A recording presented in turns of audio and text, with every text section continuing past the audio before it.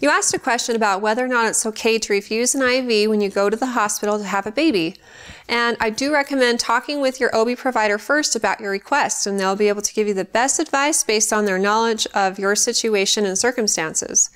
Generally speaking, though, I've been a labor and delivery nurse for 10 years, and we do routinely put an IV in every single woman who comes in to have a baby, at least a Hep-Lock. That means that we have IV access, but we're not putting any medication in it.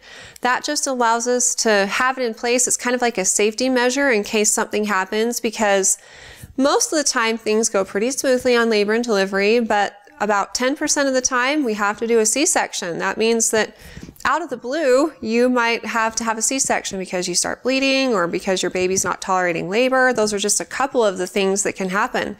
And without an IV in place, it's just one more hurdle we have to overcome when time is of the essence and every single second counts. So we always prefer to put in an IV to begin with when you come in before anything else starts.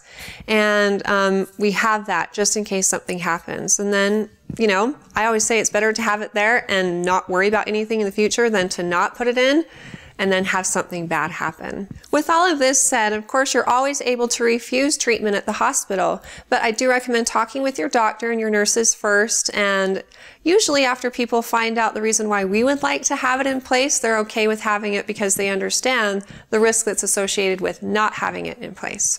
I sincerely hope the best for you and that your labor and delivery experience goes well. And if you have more questions for me in the future, please feel free to ask them on our Facebook page at facebook.com/Intermountain Moms, and recommend us to your friends and family too.